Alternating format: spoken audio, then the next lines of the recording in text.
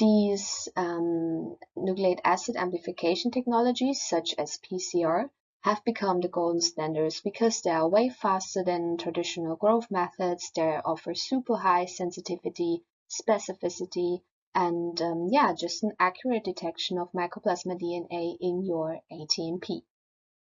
As I already mentioned, these ATMPs come with various conditions, like for example high cell density background.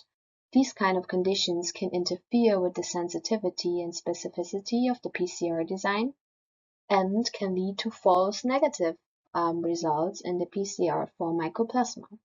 So in this webinar, we want to give you an example of how we deal with these higher cell density backgrounds together with one of our customers using our kit solution for Mycoplasma detection.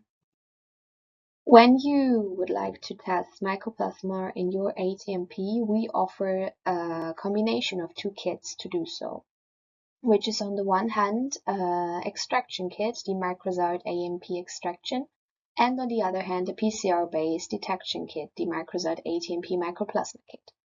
The DNA extraction kit is column-based, and you are putting an input of 200 microliter of your actual product, so not that much of a sample that you would have to sacrifice to do the testing.